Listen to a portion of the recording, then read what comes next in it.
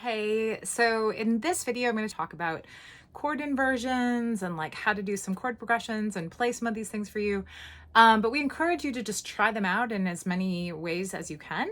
And if you're not a pianist, this is a great way to kind of get started playing the piano and kind of getting used to this as a way of working. But you can also do this on the guitar by moving frets up and down, and you'll get different inversions. So whatever instrument you're playing, we just encourage you to use inversions and have fun. What I'm going to do is play D, B minor, G, and then A.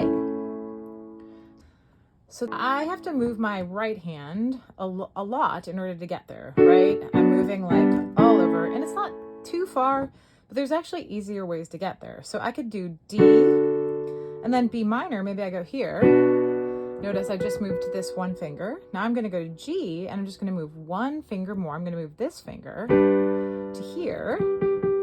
And then I'm going to do a little shift and go this way, because there's a really cool rule, not really a rule, but kind of a unwritten rule, that if you don't play the same like inversion of, or voicing as they're often called, twice in a row, it sounds really fresh. So you can do this lots of different ways. You could go here, right? And then I'm going to go to G, and then maybe I go to A like that.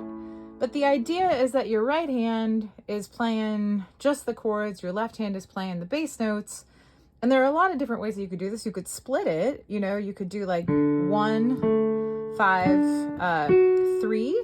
You could do like, you could do something like this where you're going to move, right? And then, oops, that's the wrong one. That's a C, but I mean, that's the A chord, and then to the G chord. So I could put them in a different order and do something like that, where I kind of put some of the chord in my right hand and some of the chord in my left hand. That is also a possibility. So there's lots of ways to move around these kinds of inversions. And if you're unfamiliar with inversions, we've got root, position, and then if I move the root to the top up here, we get first inversion. And then if I move the root to the bottom, I'm going to move my hand down here, we get this A, D, and F sharp. So those are the three kinds of inversions in triads. If you have a seventh chord, of course, there are more, but that'll give you a good start with getting started with inversions.